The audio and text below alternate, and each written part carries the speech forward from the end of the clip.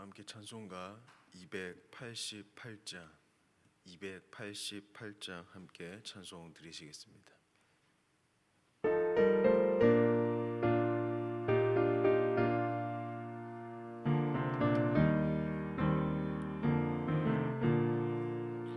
예수를 나의 구주 삼고 성령과 피로써 거듭나니 이 세상에서 내 영혼이 하늘의 영광 누리로다. 이것이 나의 간증이요 이것이 나의 찬송일세.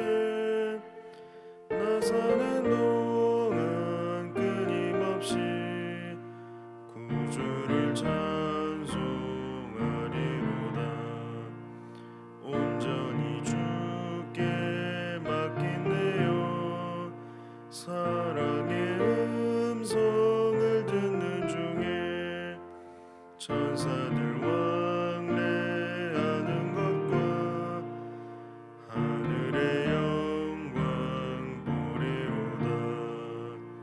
이것이 나의 간증이요 이것이 나의 찬송일세.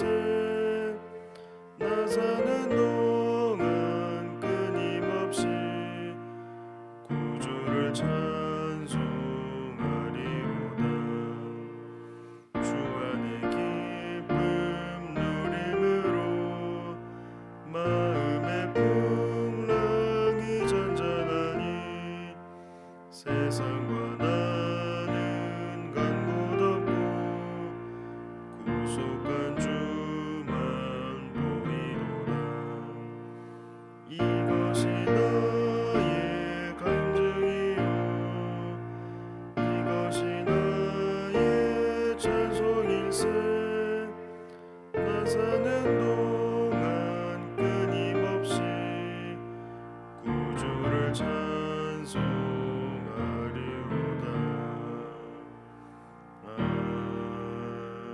아멘.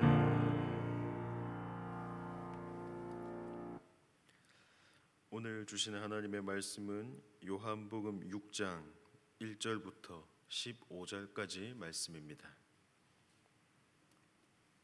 요한복음 6장 1절부터 15절까지 말씀입니다.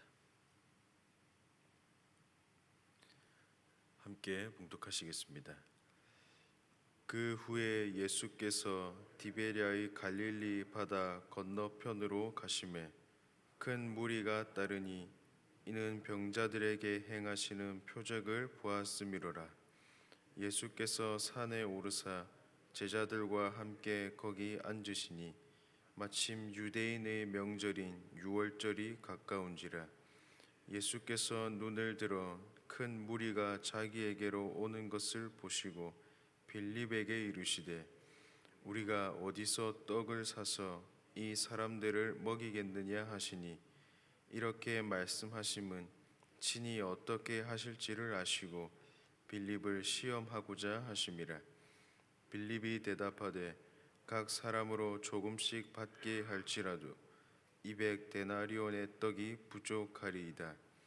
제자 중 하나 곧 시몬 베드로의 형제 안드레가 예수께 여짜오되 여기 한 아이가 있어 보리떡 5개와 물고기 2마리를 가지고 있나이다.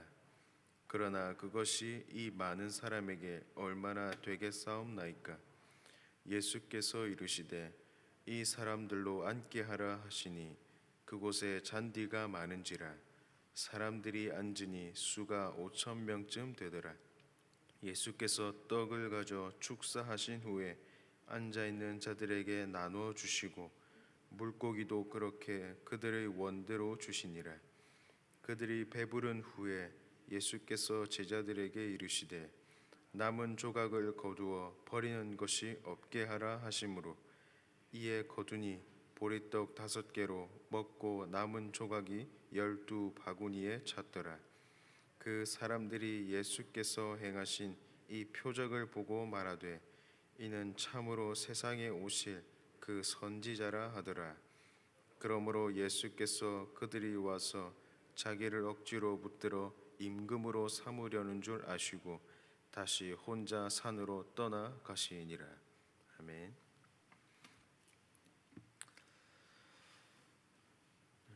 오늘 본문 말씀은 예수님께서 많은 사람들의 병을 고치시는 그런 놀라운 행적에 수많은 사람들이 예수님을 따라왔고 그들과 함께 시간을 보내셨습니다. 그러나 그 후에는 오늘 3절 말씀에서 예수께서 산에 오르사 제자들과 함께 거기 앉으시니 라고 말씀하고 있는 것처럼 예수님은 큰 무리를 떠나서 제자들과만 시간을 보내시려고 산으로 오르셨습니다.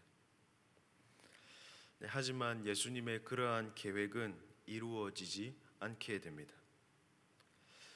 본문 5절 말씀을 보면 예수께서 눈을 들어 큰 무리가 자기에게로 오는 것을 보시고 이렇게 말씀하고 있듯이 예수님께서는 제자들과 함께 잠깐 시간을 보내려 하셨지만 그 예수님을 찾아 큰 무리가 예수님께로 모여들게 됩니다. 예수님 눈에는 큰 무리가 구름대처럼 모여들기 시작한 것이죠. 그러자 그 큰 무리를 발견하신 예수님께서는 언제나 그러셨듯이 그들을 먹여야 하실 줄을 아시고 다가온 무리들을 앉게 하시고 무리 가운데 한 어린 아이가 가지고 있었던 도시락 하나를 받으신 후에 축사하시고 그들에게 나누어 주십니다.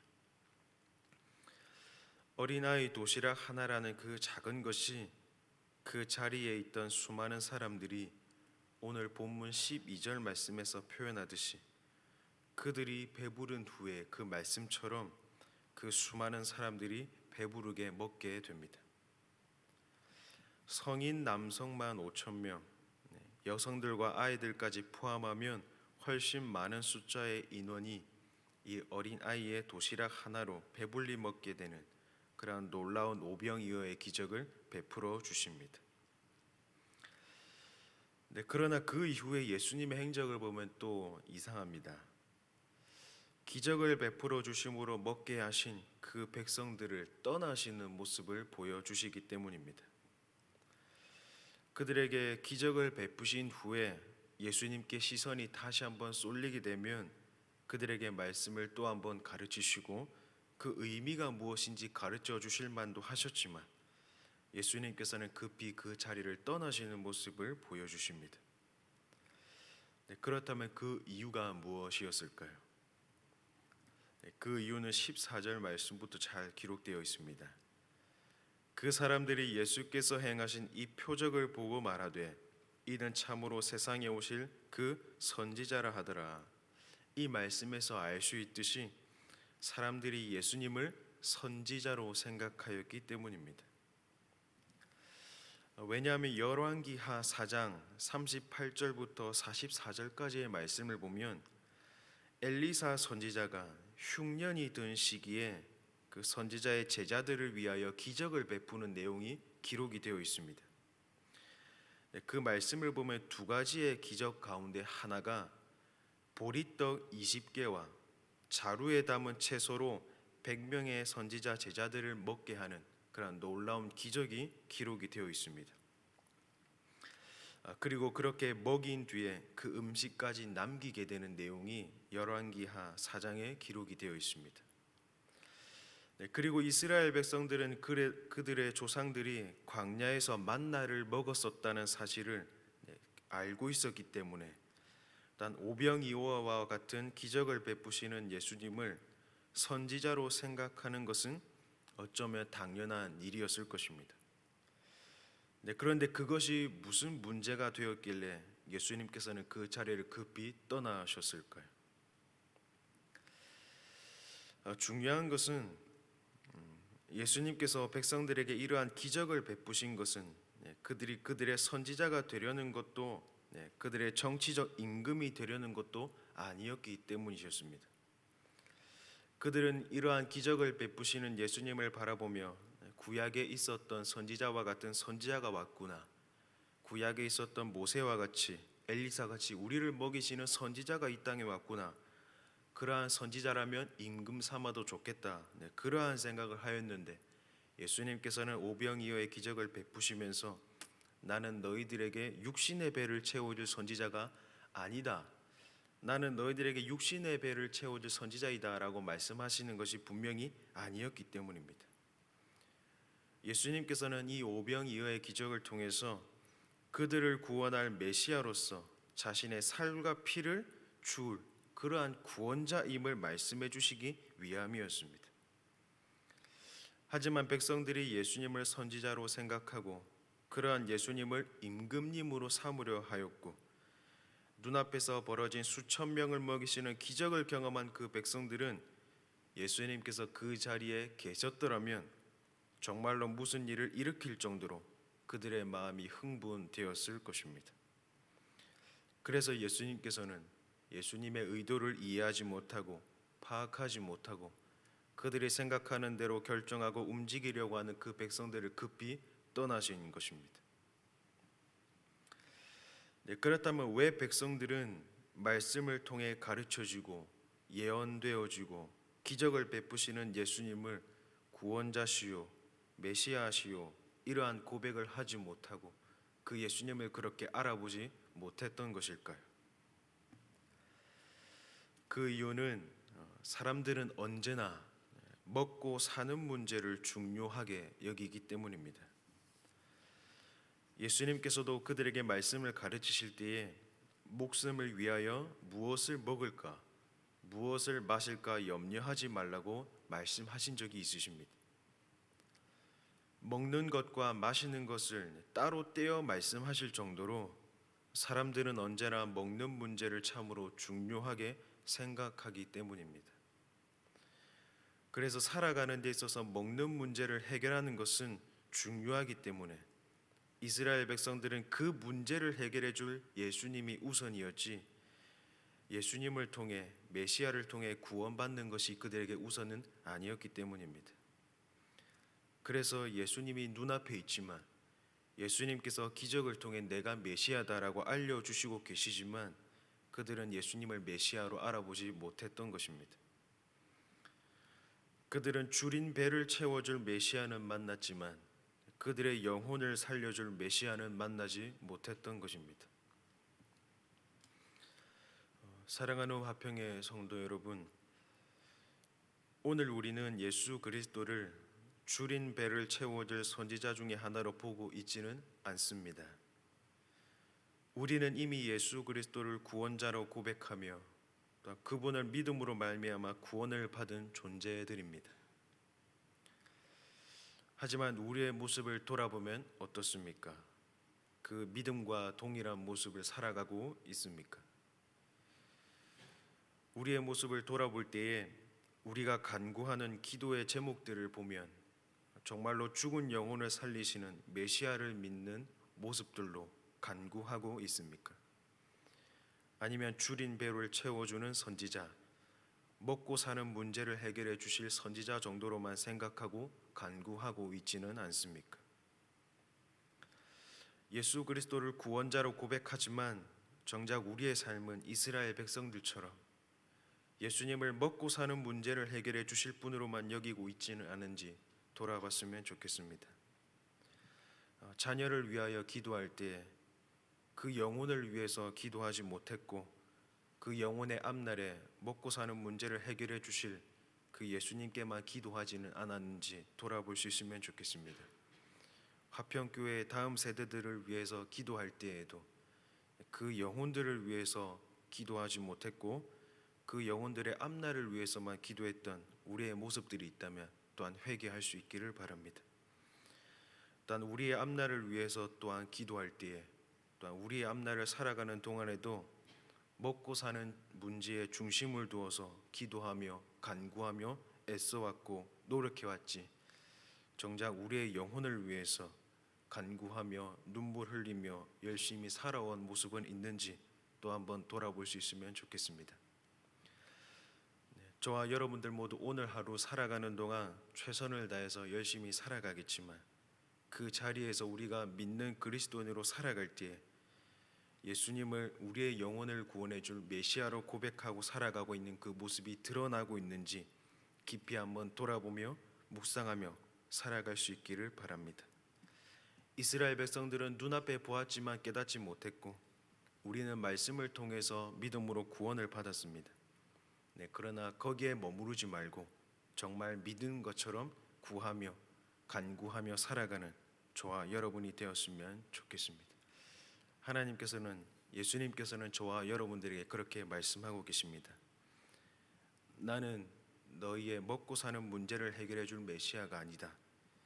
가장 중요한 것은 너희의 영혼을 구원한 메시아다. 그 사실을 가장 먼저 기억하시고 그 예수님께 또한 감사할 수 있는 저와 여러분들의 오늘 하루의 삶이 될 수 있기를 진심으로 바랍니다. 기도하시겠습니다. 사랑과 은혜가 풍성하신 하나님 아버지 참으로 감사합니다. 하나님께서 그 독생자 예수 그리스도를 우리를 위해 이 땅에 보내주셨고 또 우리의 영혼을 구원하기 위해 보내주셨음을 우리는 고백하고 있습니다. 그러나 정작 살아가는 삶의 모습 속에서는 그러한 고백이 드러나고 있는지 돌아보게 하여 주시옵소서. 마음으로는 믿지만 우리의 생각과 행동이 보여지는 모습이 그 믿음과 동일시되고 있지 않다면 주님 우리의 모습을 돌아보게 하시고 회개하게 하시고 믿는 대로 살아갈 수 있도록 주님 인도하여 주시옵소서. 예수 그리스도를 먹고 사는 분으로 가르치지 않게 하시고 예수 그리스도를 먹고 살기 위해 필요한 분으로 전하지 않는 그러한 삶이 될 수 있도록 인도하여 주시옵소서. 예수님께서 가르쳐 주신 대로 그 예수님을 가르치며 예수님께서 가르쳐 주신 대로 그 예수님을 전파하며 살아가는 우리가 될 수 있도록 인도하여 주시옵소서. 감사드립니다. 예수님의 이름으로 기도드립니다. 이 시간 다 함께 주기도문 하신 이후에 나라와 민족을 위해서 교회를 위해서 함께 기도하시겠습니다. 하늘에 계신 우리 아버지여, 이름이 거룩히 여김을 받으시오며 나라가 임하시오며 뜻이 하늘에서 이루어진 것 같이 땅에서도 이루어지이다. 오늘 우리에게 일용할 양식을 주시옵고 우리가 우리에게 죄 지은 자를 사하여 준 것 같이 우리 죄를 사하여 주시옵고 우리를 시험에 들게 하지 마시옵고 다만 악에서 구하시옵소서. 나라와 권세와 영광이 아버지께 영원히 있사옵나이다. 아멘.